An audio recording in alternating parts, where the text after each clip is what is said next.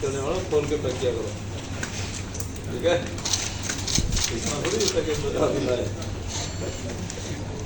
Sir thank you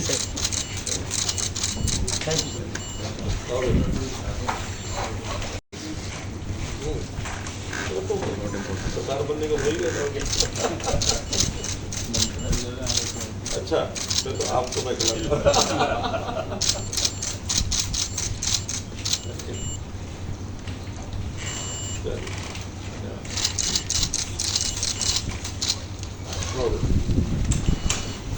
हमारे आए आपका बहुत बहुत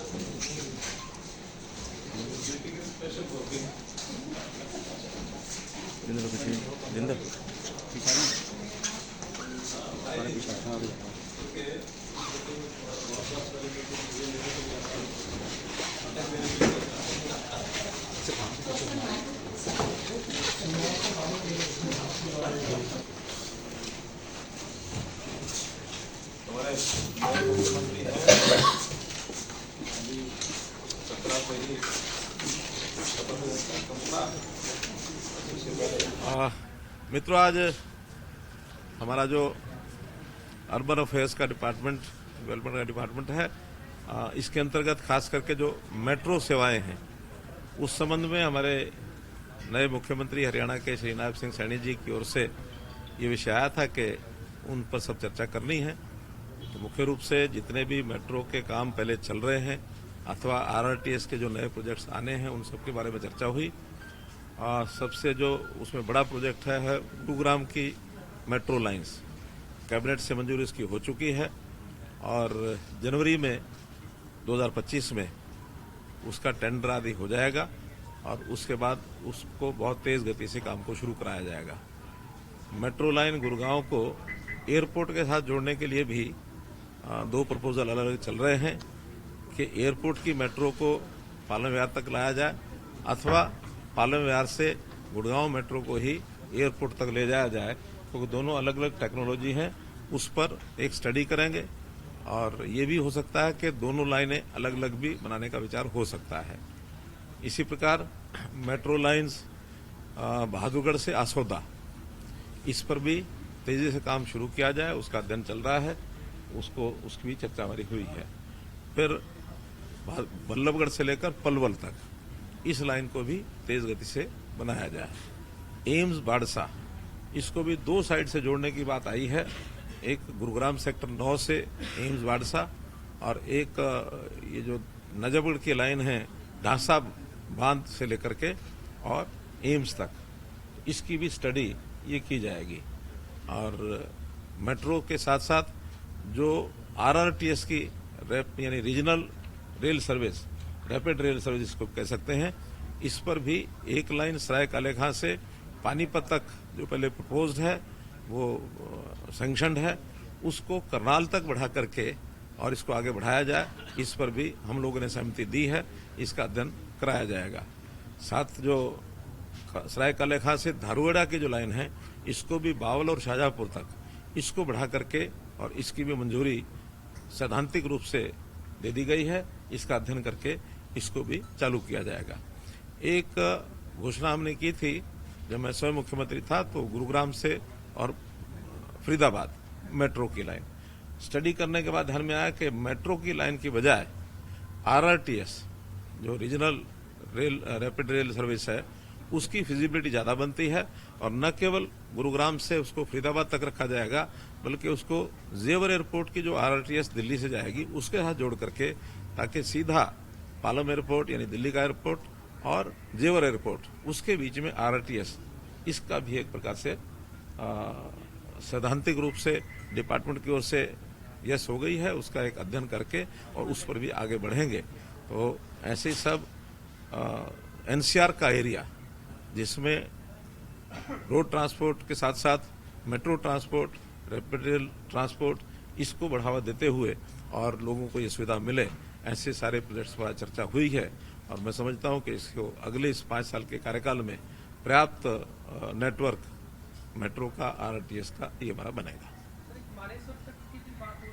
हाँ, सेक्टर 56 से लेकर और पचगांव तक एक मेट्रो का ये प्रोजेक्ट भी आज उसको डिपार्टमेंट ने मंजूरी उसको देने के लिए इसलिए हमने हाँ कर दी है, क्योंकि उसमें हरियाणा के लोगों ने एक बड़ी जो घोषणा की है कि इस प्रोजेक्ट पर केंद्र की ओर से जो पैसे के इन्वेस्टमेंट की बात थी उसको उन्होंने कहा हरियाणा अपनी ओर से ही और पूरा पैसा खर्च करेगा। इसलिए उसको जैसे ही डीपीआर हमें मिलेगी, डीपीआर के विदिन यानी 15 दिन हम उसकी मंजूरी दे देंगे ताकि उसको चालू कर सकें। पुराने शहर में भी मेट्रो चलेगी तो गुड़गांव? वो मैंने सबसे पहले वही बताया कि जो गुड़गांव मेट्रो है, हाँ, गुड़गांव मेट्रो रेल सर्विस वो पालम विहार तक जो है वो पूरे गुड़गांव में जो हमारा चौक है कौन सा, जो पुराना स्टेशन मिलेनियम सिटी, वहां से वो शुरू होकर के और पूरे गुरुग्राम का एक प्रकार से वो उसमें उसकी यानी सर्विस जो है वो दी जाएगी। साइबर सिटी तक जाएगी पूरे गुरुग्राम का चक्कर लगाते हुए। तो इस प्रकार की लाइनों की चीजें हमने आज तय की हैं। और एक हरियाणा के नए चुनाव के बाद पहली हमारी ये मीटिंग थी, तो जितने भी प्रपोजल आए हैं प्राय सभी हमने उसको स्वीकार कर लिया। मंत्रिमंडल का भी पोर्टफोलियो दे दिए गए हैं। हमारे मुख्यमंत्री का अधिकार है, ये वो ही बताएंगे आपको। Thank you. आपके सर एक वक्त जी बताइए। सर जो अभी हाल ही में मंत्री बने उनको पोर्टफोलियो दिए गए हैं, सर कोई नाराजगी या किस तरह से देखते हैं सर?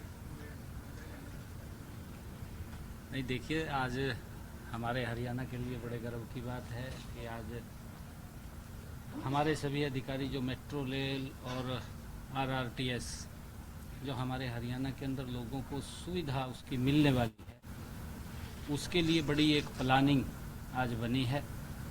लगभग हमारा, क्योंकि दिल्ली के सराउंडिंग एरिया में हरियाणा है और बड़ा यहाँ पर लोग बिजनेस और उनके कारोबार भी हैं, काफ़ी संख्या के अंदर पब्लिक भी है।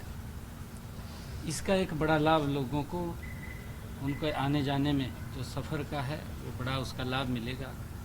और हर दिशा के अंदर आज जो बैठ कर के चाहे मेट्रो रेल की बात है और चाहे आरआरटीएस की बात है, रैपिड रेलवे की बात है, उसको आगे बढ़ाने की बात है, कहीं एक्सटेंशन करने की बात है या कहीं नई खड़ी करने की बात है।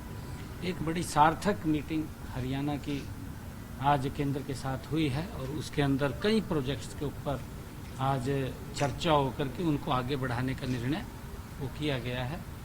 इसके लिए हरियाणा के लोगों को एक बड़ा लाभ इसका मिलने वाला है, चाहे हमारे दिल्ली एयरपोर्ट से जेवर एयरपोर्ट और हमारा जो गुरुग्राम फरीदाबाद होते हुए लोगों को इसका लाभ मिलेगा। और जैसा अभी चर्चा भी की है कि हमारे सराय काले खां से जो एक आरआरटीएस सीधा करनाल को जाएगी, उसका भी बड़ा लाभ मिलेगा। और चाहे हमारा एक्सटेंड है बल्लभगढ़ से पलवल की तरफ जाने के लिए है मेट्रो रेल, और चाहे गुरुग्राम का इंटरनल है, एम्स है, एम्स को जोड़ने की बात है, तो लोगों को सुविधाएं देने का आने वाले समय के अंदर आज इसके ऊपर बड़ी चर्चा हुई है। और मैं धन्यवाद देता हूं आदरणीय मनोहर लाल जी का कि उनके नेतृत्व के अंदर आज हरियाणा को बड़ा लाभ उसका मिलेगा। मैं आज काफ़ी कई प्रोजेक्टों के ऊपर आज उसको लेकर के सार्थक चर्चा हुई है। लास्ट है सर, डबल इंजन की सरकार बार बार चुनाव में कही जाती है कि बहुत जरूरी है, तो लगता है आज के लिहाज से पहली बैठक में काफी हरियाणा से आज अगर आप देखते हैं डबल इंजन का ही कमाल है। आदरणीय मोदी जी के नेतृत्व के अंदर किस गति से हरियाणा आगे बढ़ेगा, ये डबल इंजन की सरकार का कमाल है। और जब डबल इंजन की सरकार होती है तो काम गति से होते हैं। जिस बात की हम लगातार चर्चा लोगों के बीच में करते थे और उसका लाभ आज मैं देखता हूं कि कई हजार करोड़ रुपए के जो ये प्रोजेक्ट्स हैं, आज चाहे वो मेट्रो के हैं और चाहे वो आरआरटीएस के हैं, रैपिड रेलवे के हैं, उसका एक लोगों को लाभ आने वाले समय के अंदर मिलेगा। उसको लेकर के आज सारा जो आरआरटीएस प्रोजेक्ट है, जब फेज 1 में स्टार्ट किया गया तो सोनीपत तक इस लाइन को जाना था, लेकिन सोनीपत के सांसद उस समय के लगातार ये कहते रहे कि दिल्ली सरकार की ओर से हेल्प नहीं मिल रहा है, जिस मामले में सुप्रीम कोर्ट ने भी इंटरफेयर किया था और सुप्रीम कोर्ट ने भी कहा था कि इसको आगे बढ़ाया जाए। क्या उसके बारे में भी कोई विचार विमर्श किया गया? दिल्ली सरकार ने टोकन मनी जमा करा दी है, हरियाणा सरकार ने भी अपनी जमा कराई है। अब तो केवल उसकी प्रोसेस को चालू करना है। पैसे की कोई दिक्कत कठिनाई ना दिल्ली सरकार से आएगी ना हरियाणा सरकार से आएगी। केंद्र भी उसमें अपना शेयर जो है वो देने वाला है। धन्यवाद, धन्यवाद।